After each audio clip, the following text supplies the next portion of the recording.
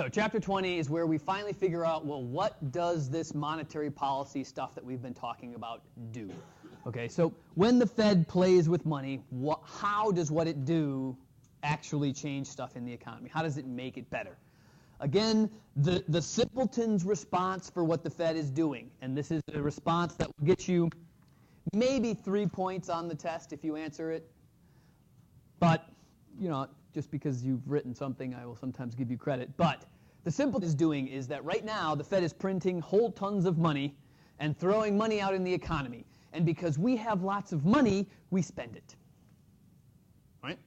That's what everybody thinks is going on in the economy when they hear the Fed is quantitatively easing. They're giving out free money to people, and it's never us, right? Because we never see any of that money. But it's got to be to somebody. And those people who are getting the free money, they're spending it, and that's somehow making the economy better. That's the belief, or at least I assume that's the belief for people who haven't taken any economics. That this is how they have to interpret what the Fed's doing. Now, what's really going on behind this is that, well,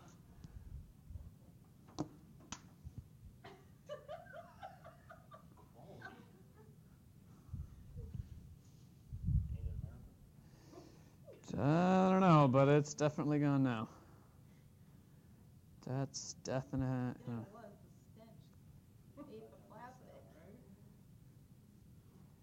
There we go. Let's get it in there and throw it away before I... Yeah, too late. Okay, remind me not to wipe my face with my hand.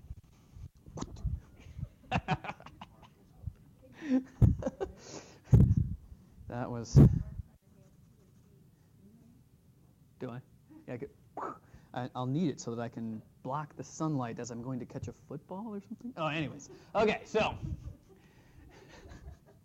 I prefaced last week that money, we need to have some more modeling again, folks. So, and if we're going to get, we know that we have to do some graphing. And it's not bad graphing, so it's okay. You're not mad. All right, so the first thing we discussed last week is that when you graph the relationship of the money in the system, the price of money, the price of borrowing money is interest rates, all right? And that really what the Fed is doing is trying to manipulate interest rates in the economy. Not just its own internal interest rates like the required reserve ratio or the discount rate, but truly affect every bank's interest rate by playing around with money.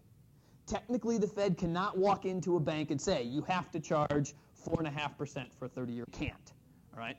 But what they can do is manipulate the system so that a bank says, what I'm going to charge rates for my customers is 4.5% for a 30-year loan, 4% for a 20-year loan, et cetera, et cetera, et cetera. The way they do that is by playing with money and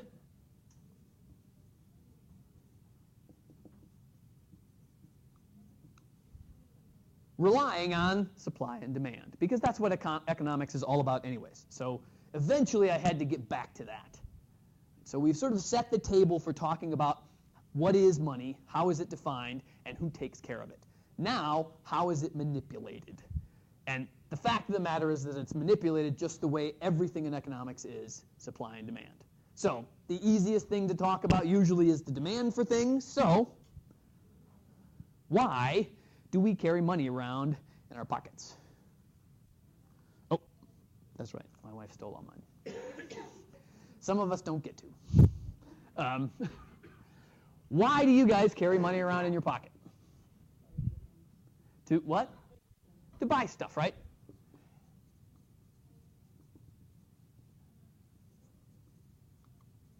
Economists will call that transactions demand, right? Need to buy everyday stuff. So, and again, remember, I'm not talking just about cash, folks. I'm talking about money in the money supply. That means why do you keep money in your checking account? Why do you keep money in your savings account, etc., right? And in, traveler's checks, which I'm sure all of you have a dozen, right? Yep.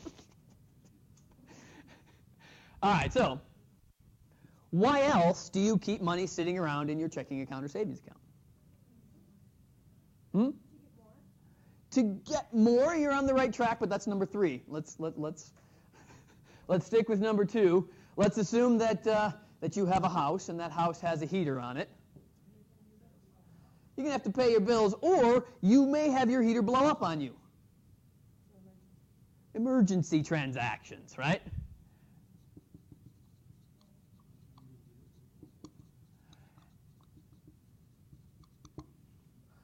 So we will keep a certain amount of money saved around in our accounts just in case we blow the radiator in our car and we need to get the radiator fixed, right? So in order to do that, I mean, yeah, you'd like to be able to put it all on a credit card, but a lot of times when you go to the car dealer shop and they say, credit card? Well, I tell you what, could you just pay with a check instead? Yeah, up front. Not because they don't necessarily trust you, but yeah, they don't trust you.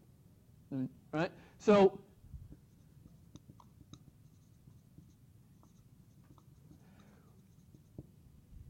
you will keep a certain amount of money laying around because you may need to pay for things that it would be too difficult to get money out of out of government securities or a retirement account or something along those lines, because you need it to pay for emergencies, right? So it's one thing to have, the $150 that your heating bill is going to be each month, but you also need to have a couple of $1,000s laying around just in case the heater blows and you have to go and potentially get a new one, or at least pay for someone to come in and fix it for you, hopefully. Now, Mercedes, what's the third one? Interest or speculative transactions.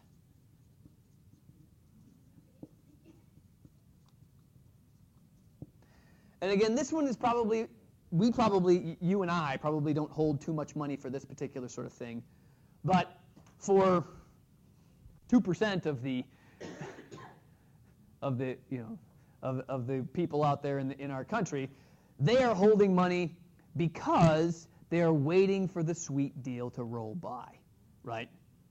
So usually when you have people like Bill Gates and all the other really, really rich people, normally they're investing their money in the stock market, right? So they've bought stock and they've bought bonds, but some of it they will have sitting in an account, $200,000 or $300,000, just sitting in their savings account, relatively liquid, right? And the reason why is because they're waiting for someone like me to come along. Because I'm going to come along and I'm going to put out a notice onto the social media network saying, I have the next great business idea. And, whatever it is, whether it's complete baloney or it's genius, they want to be able to, at the drop of a hat, send me a message in saying, I've got $250,000 that you could have. All you have to do is let me invest in your company. And I'll say, well, okay. Yeah, exactly, right? Exactly. That's exactly what Shark Tank is. There's 4 or 5 people wandering around with millions of dollars with nothing better to do than listen to idiots spew ideas at them, and they go, how much money is that worth? Well, and then they haggle over how much money they're going to get. They're going to pay for them up front and how much they're going to get paid coming back, right? So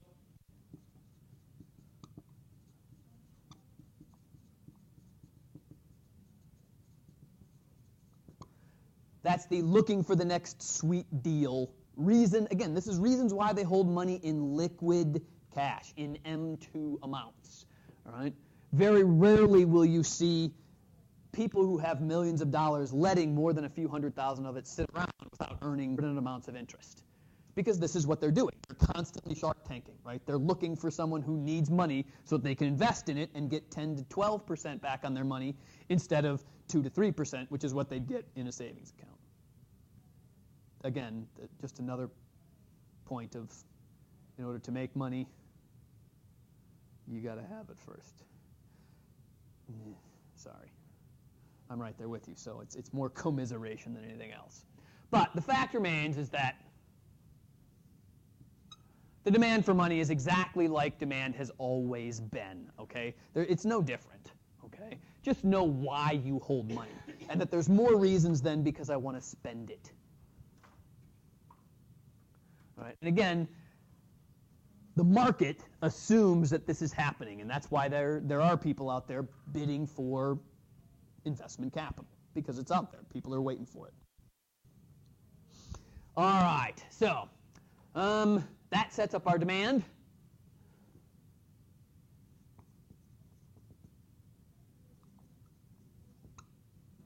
So, how is money supplied to us? Who takes care of the supply of money? The Fed. The Fed. In fact, they're very meticulous about the supply of money. They're measuring it to the nearest penny as close as they can, as frequently as they can, right? Again, this is why the Fed makes banks every day send them a daily report telling them everything they did, right? How many deposits did you get? How many withdrawals did you get? How many loans did you make? How many banking transactions did you have where you bought and sold securities to someone else, et cetera, et cetera? Every day. This is so the Fed can know exactly how much money is in the money supply. So the money supply is fixed. I mean, the Fed's making it fixed. That's their damn job, so hopefully they're doing it. All right? And these are the brightest of the brightest, folks. People who work for the Fed, they're not government employees, right? These are the good ones, right? Yeah, these are the people that spent all of their time at Harvard thinking about banking as opposed to doing what George Bush did. He didn't inhale. He swears. Well, Clinton admitted he did. He didn't go to Harvard either. He only went to Yale. Neither of them did. Or was it that Bush didn't do lines? I can't remember which one it was. Whatever.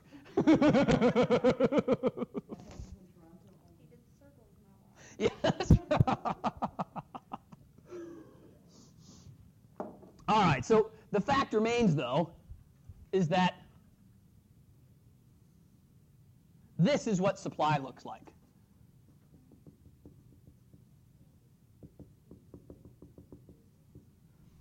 Since the Fed is determining exactly how much money is in the money supply and manipulating it so that it adjusts, to minute details, the supply of money is actually fixed at whatever the Fed says it should be, right?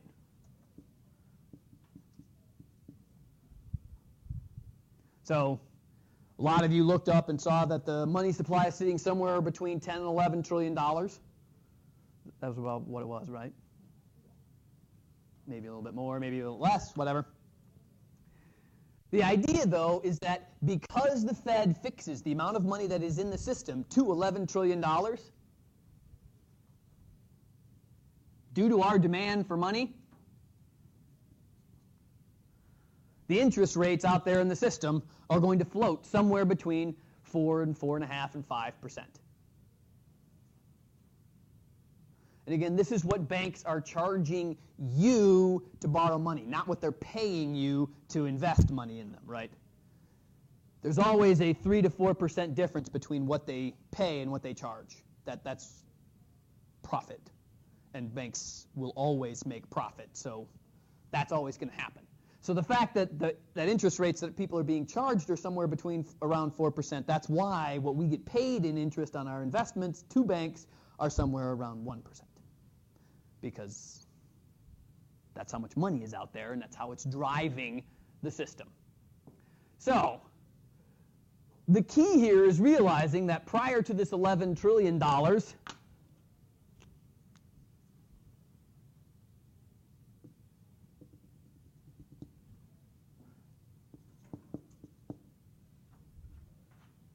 let's assume that for some reason the money supply was only $8 trillion, which it was back in 2008, 2009.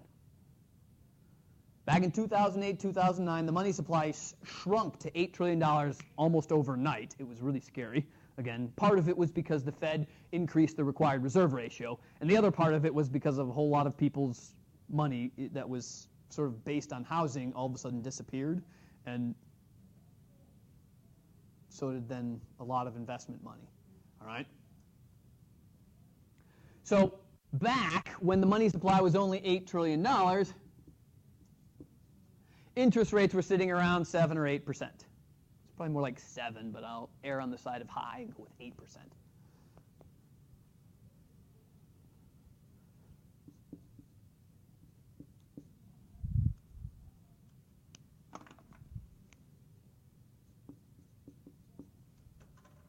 So what the Fed has been doing steadily over the past 4 years, basically, has been constantly pushing money into the money supply. Again, not because of in letting people spend more of it. That's not the idea.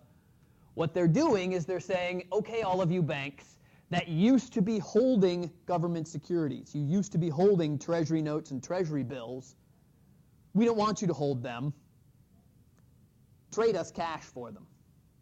And the banks say, well, okay, cash is better than a government security as long as you pay us the interest up front, and they all do. It always happens. That's the way it works. So money keeps flowing into the banking system, and as banks get more money and have more excess reserves, what will banks do?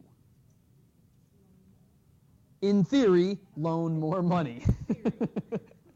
And now, right now, the reason why the interest rates are so low is that because banks have lots of money, but they can't find people to borrow it from them who are actually solvent enough to be able to.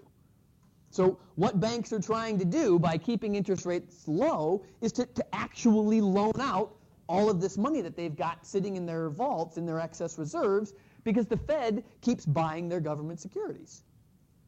So it's natural. Is it just that the banks can't find people, or is it also that people that could take out loans are leery too? Oh yeah, it's a little of both. But it's more that the banks can't find people than it is that people are leery. The people who have money still have money. And they know that they're going to have money. And when you can borrow money cheap, you borrow it, right? I mean this is why I say that to our own government that we should be borrowing more and more money. Because right now, to borrow money from, if China's going to buy it at 4%, try to sell it, man. I mean, come on. 4% is nothing, folks, right? I mean, that's cheap. Money is cheap. So in theory, this is the time to borrow. And again, the idea behind it here is that the Fed is trying to say,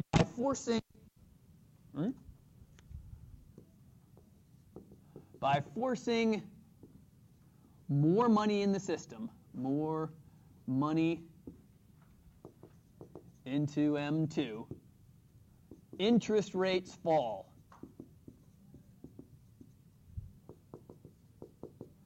And lower interest rates lead to more investment spending by business.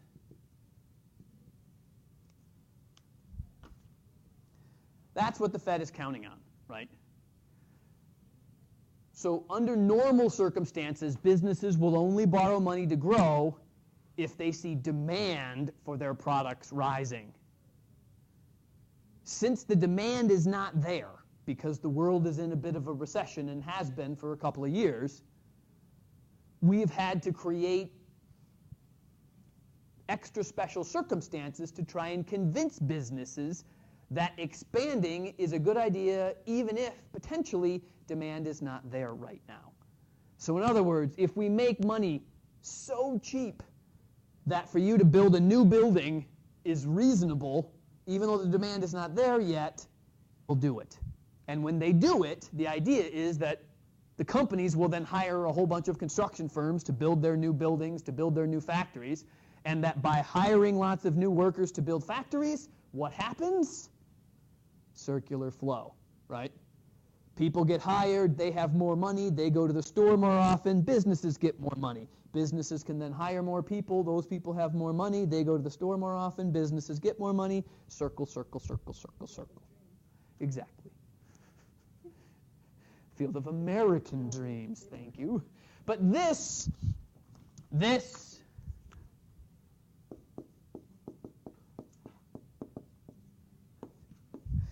the Keynesian response to the money supply manipulator, right? Keynesian economists look at this and they say, this is a good way of doing it, or it's an okay way of doing it, okay? Please bear in mind that most Keynesian economists believe in the spending multiplier, and that what they really want the government to do is the government to spend money instead of the Fed making money easy. That's what Keynesian economists would rather have happen. They would rather see the government just go into deeper debt, borrow as much money as they need to, so that we can spur aggregate demand and get the circle flowing in the right direction again. Keynesians on the op side, if you can't get the government to spend money, i.e. the government is like it is right now, where they couldn't spend a red cent if they wanted to, right? Because everybody would say, no, we have to spend it on what I want. No, we have to spend it what I want, right? I mean, could you imagine Congress passing any law right now that said we're going to spend money? No. Right? So Keynesians are looking around saying, well, what's the next best thing we can do to try and spur the economy? Here it is. And so Keynesians are like, yay, Fed, go! I mean, they would rather that the government could pull its head out of its ass and actually start spending money again, but they know that that's not going to happen, so they're like, okay, we'll take this. And it works, all right? Because really, it's leading to people borrowing money that's going to spur growth into the future. It's just that the borrowing is now, in theory, being done by businesses instead of by the federal government, which, if you think about it, wouldn't that be great?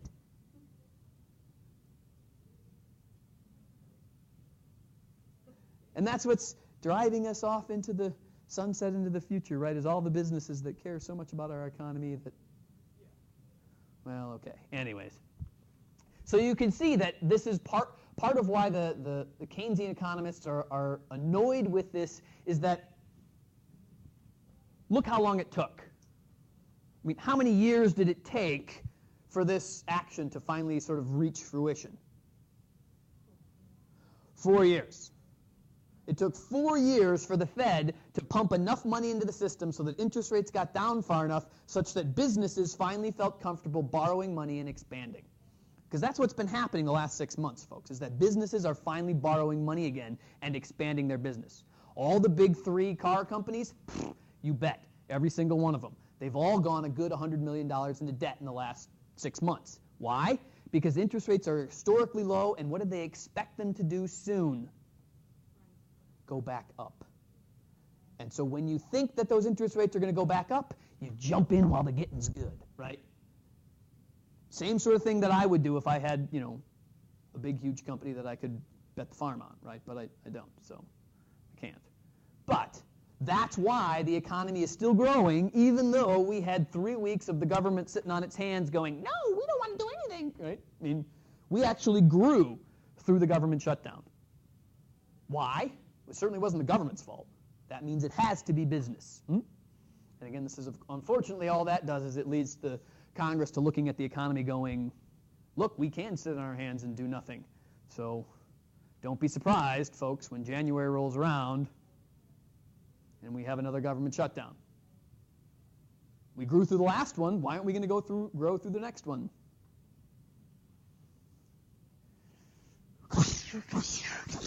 Okay, anyways, that is what we expect to have happen from a Keynesian perspective, right? These are the people who would rather see the government spend this money instead of having to force businesses in a tricky manner to do it through borrowing, okay? Keynesians would have rather had in 2009 the government just spend $3 trillion. Get it over with, right? Instead, what we've done is we've sort of dicked around for 4 years to try and finally get to that point, right? And again, I mean, it's both good and bad because hopefully the growth here will come more from private industry than it will from government. That's the hope. Now,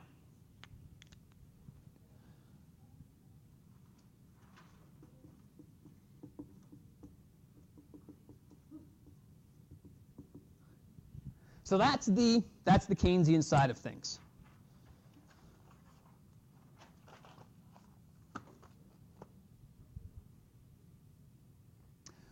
Remember that there were 2 sides to the coin, right? There were those Keynesian economists and those classical economists. What are classical economists saying when the Fed is borrowing money or lowering interest rates to force companies to borrow money?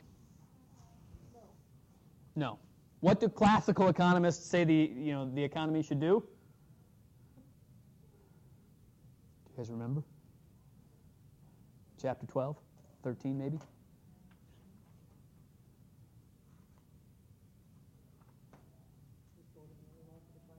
Yeah, this is why I ask this, because this is a good review. Because these are the sorts of questions I'm going to ask you. All right? And I guarantee you there's going to be a compare a Keynesian to a classical economist. There's definitely one, if not two, short answer questions that you're going to have to do this on, period. They want full employment. How are they going to get it, though? How does it happen?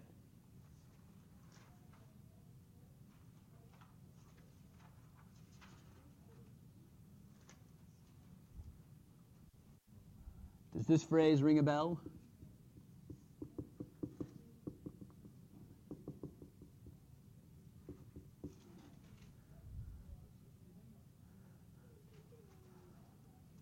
They don't care. What do they? Leave it alone. Classical economists are leave the economy alone. Let the quote-unquote natural, quote, process of the economy lead us back to full employment. Again, what's the key, though, for them? Is it 15? Sorry.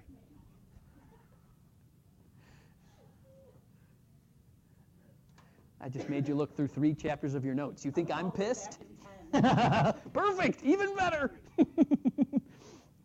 So what's going to fix the economy according to these classical economists? Leave it. So how is it going to get fixed, though? If nothing changes, though, then once you're in a recession, you're in a recession forever. What fixes it? How does the market fix it, right? So again, think about it like this. What does the classical range of the aggregate supply curve look like?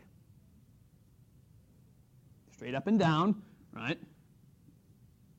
So here's your aggregate demand, here's your aggregate supply. When aggregate demand falls,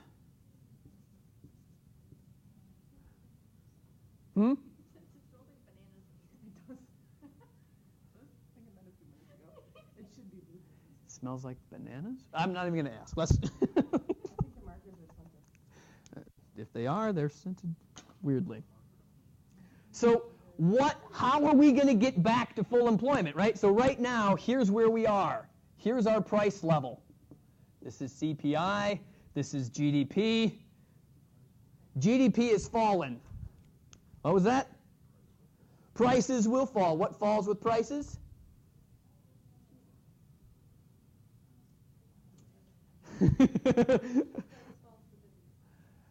So as price falls, what happens?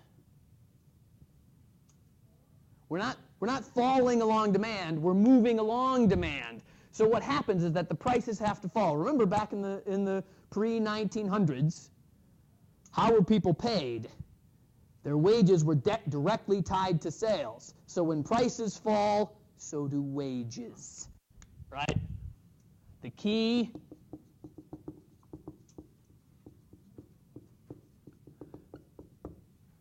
to classical economists' argument for how the economy fixes itself is that once prices start to fall, because businesses aren't selling stuff, the prices will fall and wages will fall. Again, the reason why businesses will continue to lower the prices of their goods is because they will also lower the value that they're going to pay their people with. That's what keeps their profit levels the same. Businesses are always going to make their profit, folks. I mean, this is one of those immutable truths that somehow we tend to forget. We tend to think, oh, businesses are hurting, we have to help them. Bullshit, right? Businesses are never hurting, folks. They always have a level of profit set. If they don't reach that level of profit and last for a certain amount of time, they frickin' close, okay? I mean, that's all there is to it. So what happens when businesses start to lose money because they have to lower prices? They lower wages on their employees, period. And it used to be that we as employees would say, oh, okay, since you didn't make as much in sales, I'll accept the fact that I get paid less. That was, again, this is 1900s time, right? And as prices go down and our wages go down, we eventually get ourselves back to full employment. That's what classical economists have argued for decades, centuries really. This has been 300 to 400 years worth of economics. And it's been true for 400 years until, unfortunately, the information age came around, the Industrial Revolution came around, and businesses found that they could do economics themselves and maximize profit in a more clever manner. That would be like GM when closed, if they were to ever open back up, you know that they'd be paying employees like $8 an hour versus. Well, they were offered that though. Yes, they were offered it. Absolutely. The GM people in Janesville were offered to work at a 20 to 25% pay cut. They would. It was only 22 instead of 32. They could have Right. still converted. It was more than that. It was 30%. Wow. I mean, but yeah, but in essence, this is what GM was saying. It's like, look, we're not selling as many cars. You workers have to deal with the fact that we're not selling cars, and if you don't agree to it, see you the hell later. Right. Well, I mean, and this is exactly what they were saying, right? They were saying, we're classical economists, and this is the way the economy works. Unfortunately, or fortunately, that didn't happen. Good or bad? I don't know. All I know is that that's the way it works, right? Or a potential way that it works, right? When you're at full employment, right? That's the kicker, of course, is that this only works if you are somewhere near full employment, which back when GM was making their play,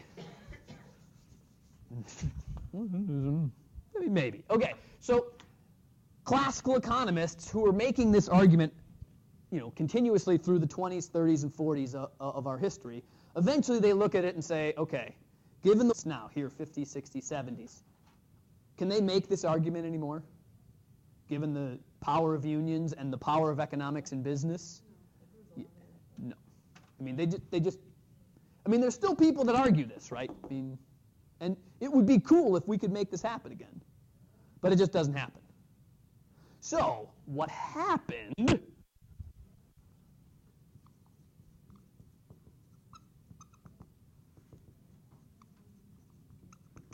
is that a new branch of economics opened up, and they were called monetarists, and what they were are graduated classical economists.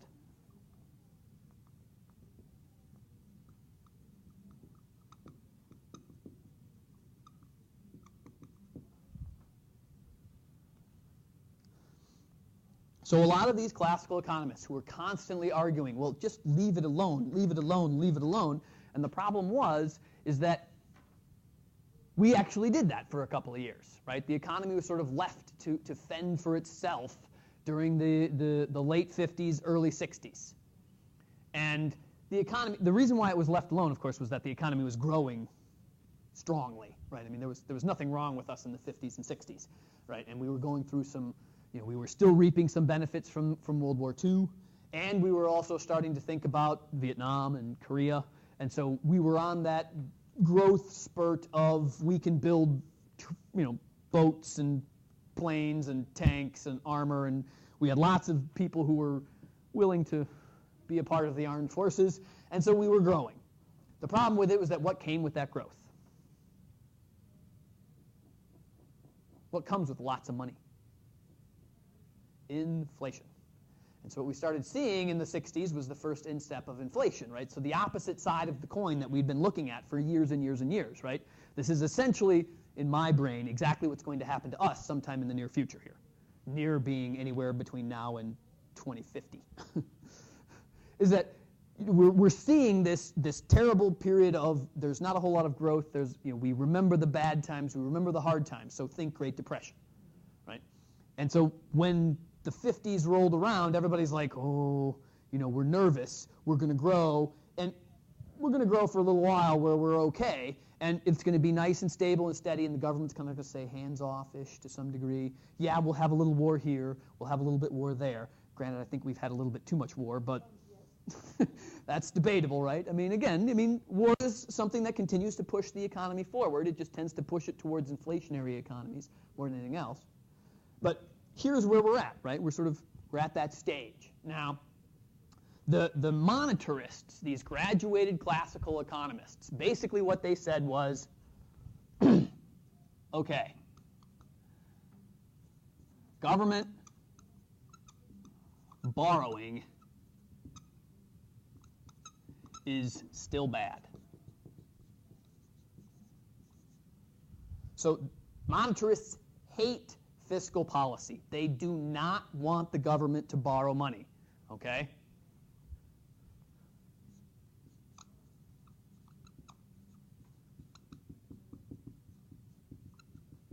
Again, see Chapter 15 for the crowding out effect. Or 16, whichever one it is. Maybe 14. Check your notes.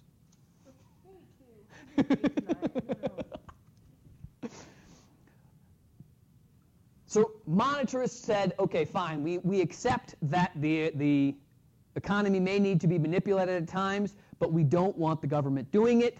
Who we want doing it is the Fed.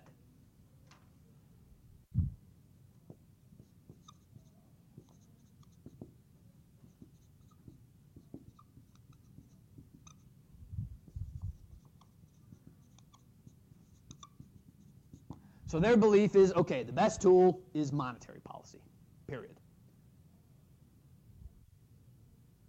Now, they had to explain why, though, and this is where it gets a little bit weird, but bear with me to some degree. The cool part about it for you guys is it's not a graph, but it is a mathematical equation, which for me is really cool. It might be cool for you, I don't know, we'll see. So you guys tell me. So what these monetarist economists did is they said, okay,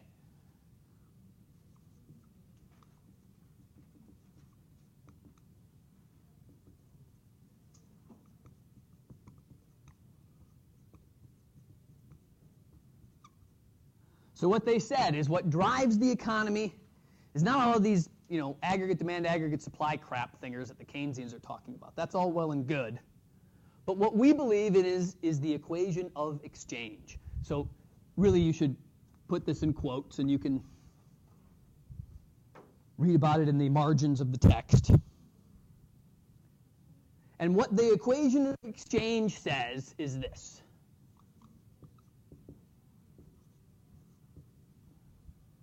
It's not an overly complicated formula, so hopefully this isn't too bad. It's the multiplication of two numbers equals the multiplication of two numbers. Okay? Now, we just have to define all of these things here. M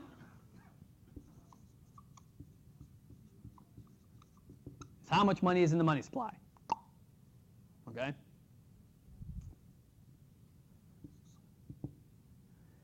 V, and this is the thing that separates monetarists from classical economists.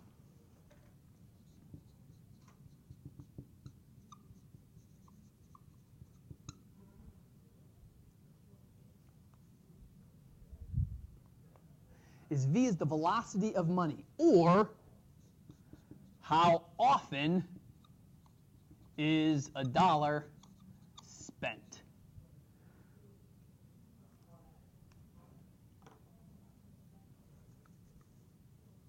So what monetarists think is not necessarily whether or not you're demanding products or supply of products is being available, but it's more along the lines of once you earn money, how quickly do you burn it? If we earn and burn money quickly, then that whole circle that everything is traveling around, it travels faster. And the faster the circle goes, the more GDP is created. So if I take the $1,000 that I earn every 2 weeks and immediately spend it day one after I get it, bam, that's going to push the economy faster than, well, if I hold on to the $1,000 and go, well, should I buy that new TV or not? Should I actually fix my car this week? Should I actually buy food? Or should I just wait? The longer you wait, the slower money is, and the slower GDP gets created, so the slower the economy is. So it's not demand and supply business, it's the speed of supply and demand that's really driving the economy. Which is weird, but if you think about it, makes sense, right? Because it's not necessarily whether or not I demand something, because I always demand things, right? I always want to have a new car. But the question is, how soon do I buy it? If I buy a new car every year, Is that better for the economy than if I buy a new car every 15 years? Well, of course. But I'm always still demanding a new car at the same rate, right? I mean, my demand for a new car is the same. But the fact that I'm buying it quicker makes the GDP grow quicker. So this is what the monetarists, the graduated classical economists, started to see, is that it's more how fast does the money swing. That's what drives the economy.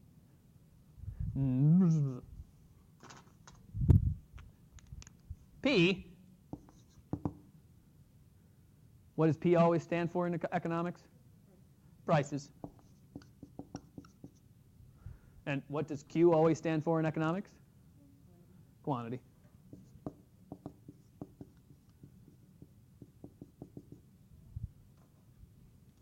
And that the two of these put together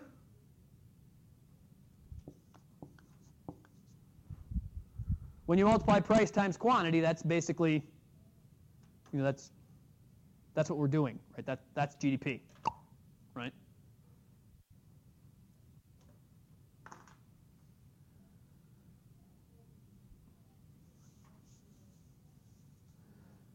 And so here's where the classical economists can say, look, here's a new way of looking at the economy.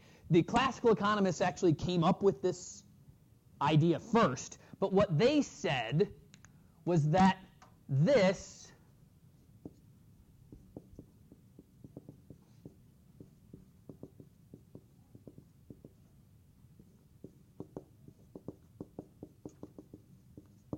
is fixed at full employment. Remember that classical economists always assume we're at full employment. The monetarists understand that that's bullshit, right? They're like, look, that's silly, okay? There's going to be unemployment. Let's quit saying that.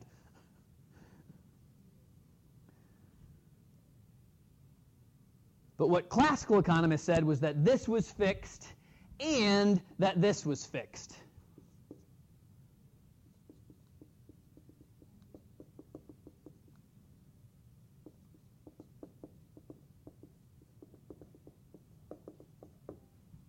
So the old classical economists actually came up with this equation initially and said, look, here's the way the economy works.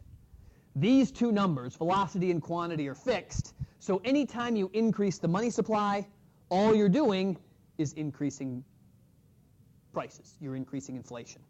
And that's actually what classical economists think about monetary policy. They think that all you're doing is changing prices because velocity and quantity are always fixed for them. The monetarist economists, they graduated and said, look, this number changes. So does this number. All we have to do is measure these two things carefully to have a nice steady growth in these two numbers. So if the velocity starts to fall, it is the job of the Fed to increase the money supply so that this number keeps growing by 2 to 3%. If the velocity of money speeds up, if people start spending money too fast, again, it's the job of the Fed to reduce the money supply so that these two numbers keep growing at a nice, steady pace. So the goal of a monetarist economist is to say, look, the Fed should be analyzing the money supply, calculating how fast money is spent, and based on that, lead us into nice, good, steady growth.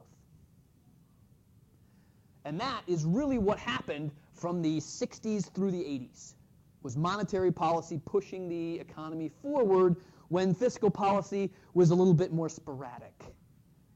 All right? So, monetary policy, and that, here we go. By tracking velocity. Please note that this number can change, right? Again, do you need help, young lady? Are you lost? I know you've been taking some serious cold medication, so your office is upstairs to the left. Wow, do these many students left? This is happening. What were your favorite student? No, that's at 2:30. Oh, okay. Yeah, this is econ. That's math. Yeah, this is about half of what we. Yeah, it's not too uncommon for the most part. But these are the good ones. They are. I know a lot of these guys. Oh, I'm sorry for all of you. All right, so, well, sorry, where was I? Oh, yeah, right. So by tracking velocity, the Fed can adjust M, and think of it as M2. I mean, it's sort of unfortunate that they didn't call this M2 up here in the formula, because that's what it's supposed to be. So that P times Q grows at 2 to 3%. Remember, again, think back to chapter 11 when we were talking about business cycles, and we were saying that normally what happens over the cycles of our economy as we go from recession to trough to recovery to peak and then rotate through it again is that GDP grows somewhere between 3 to 3.5%, and that in this case the Fed has an easy method to force this to happen, right? All they have to do is track velocity, and then in order to make quantity grow, essentially to see growth, to see GDP grow, make sure that money supply and the product of these two numbers is always 2 to 3% more than what it was last quarter, last year, last month, depending on how picky you want to be in your measurement. But this is brilliant economics, and it was a new breakaway from the sort of two groups of economists that existed from the 30s to about the 60s or 70s. Classical economists and Keynesians, and then in stepped these monetarists who were really, again, graduated classical economists. And their thought is, look, it's money that drives this system, right? Everybody obsesses on it, so why don't we focus on it ourselves and use it as a tool to make sure that the economy grows the way we want it to? And it's as simple as this, right? So it was really taking this classical argument and saying, these two things which we used to think were fixed, let's let them actually vary. Instead of having them be a standard number where we assume everybody's always going to spend $1 every 4.2 days, let's assume that it may change. And all you have to do is measure it to make sure. Again, monetarists also assume, and this is not always a safe assumption, that this number is measurable.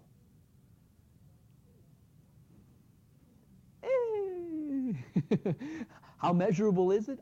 I'm not 100% certain. Of the analysis that I've done, I don't think that we've done a very good job of measuring it as well as we maybe should have. And certainly over the last 6 months, the velocity of money has taken a turn up, right? I mean, people are spending the money faster than they used to. Definitely from 2009 to 2013, we've seen a good doubling of velocity of money. Used to be it took us a good 2 weeks to spend our paycheck. Now it's usually gone in a week. From a monetarist economist perspective. All right, so let's see.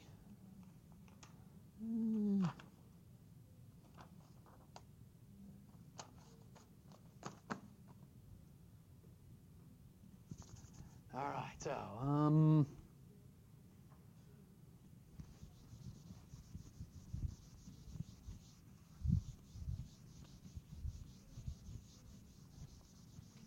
so please know the equation of exchange.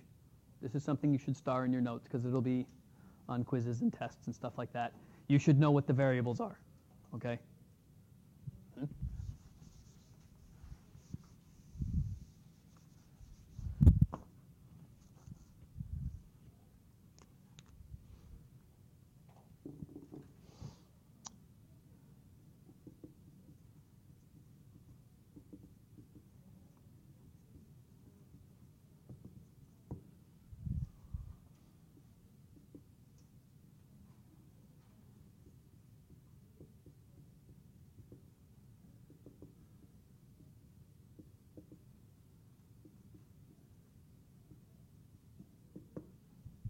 So,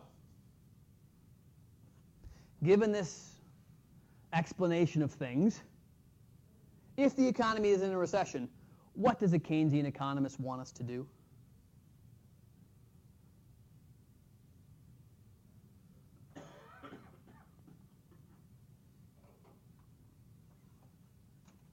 What do they want?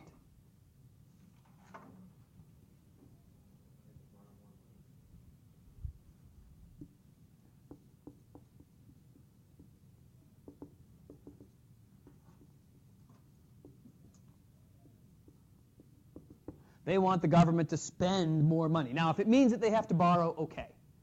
If they don't, oh, that would just be better, right? But the fact remains is that they want government to spend more money. How is this going to fix the economy? Lower interest rates, because it's too investment. That's monetary policy. This is fiscal policy.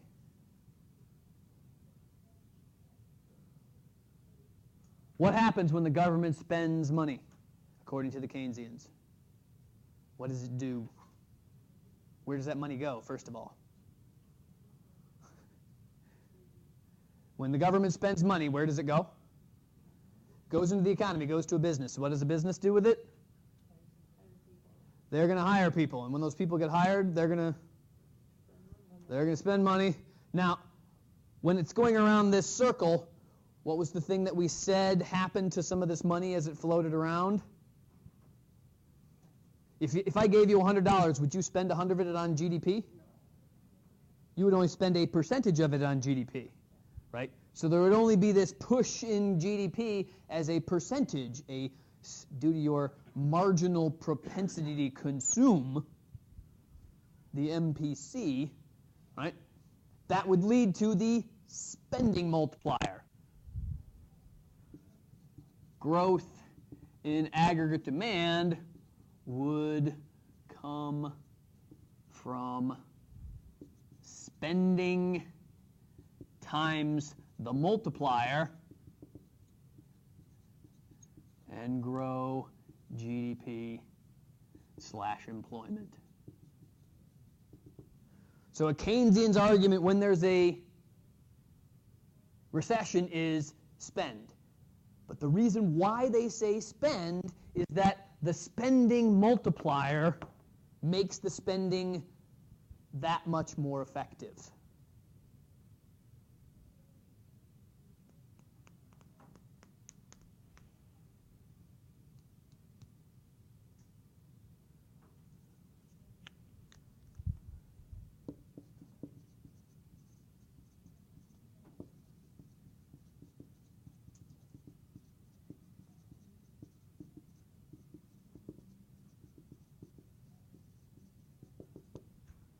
So what does a monetarist do when that Keynesian says this to the president?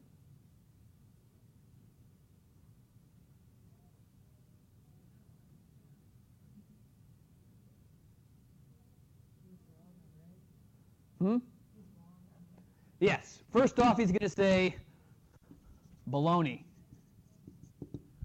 Put in your appropriate phrase. Since I'm writing it down, it's baloney. Now, what does the monetarist say happens when the government spends money and borrows money?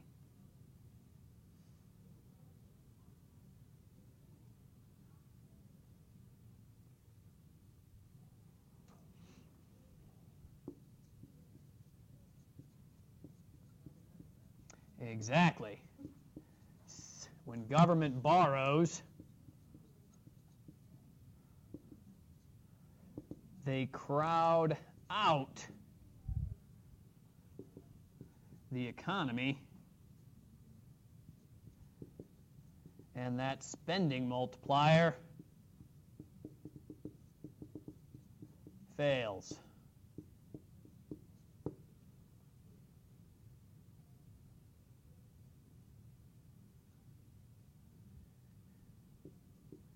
It fails because of the increase in interest rates from excessive borrowing.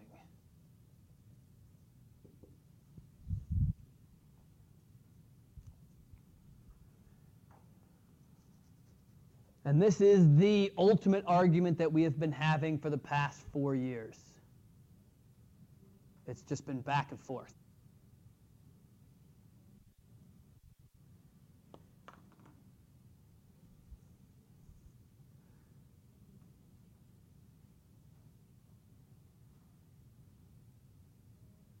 What would a classical economist say to all of this? Leave it alone, damn it! Just go your own way and let the economy do it itself, right? Just sit on your front porch and tell everybody to quit walking on my grass, you damn kids, right? I mean, well, that's what classical economists are. They're old guys that are sitting out on the porch on a rocking chair. Basically, every time you come near them, they're like, quit it, quit it, quit it. That's their job. That's right. Just leave me alone and leave it alone, and everything will be fine, right? If you just let the whole system work itself out, we'd all be better. So they just get paid for doing absolutely nothing and make a lot of money for it. Well, yeah, but they have to argue why doing nothing is important. They just say, leave it alone. That's an argument. It's not necessarily a bad argument, but again, it's one of those where you're saying let it work itself out, and once it works itself out, if there needs to be a minor adjustment, maybe we could, go to war again, but, All right, anyways, that is most of Chapter 20, not quite all of it. So why don't I give you the Chapter 20 homework, and we can play around with it. And if you want to get it done before Thanksgiving, you can, in which case then you wouldn't have to do any over Thanksgiving. But you don't have to get this done if you don't want. All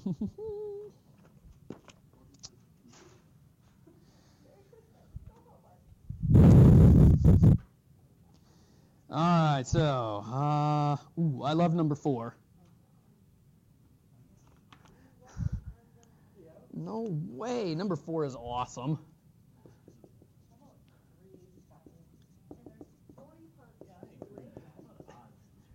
What? Number 4.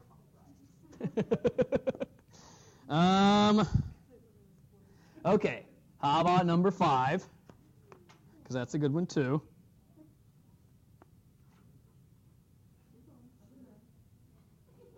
Okay, 7, that's a good one.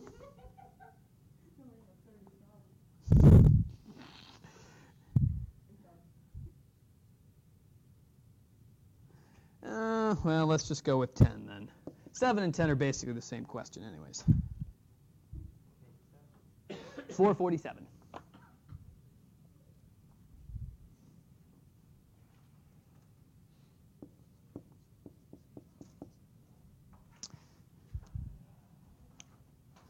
And just so you know, the equation of exchange is often called the quantity theory of money. That's what question number 10 is talking about.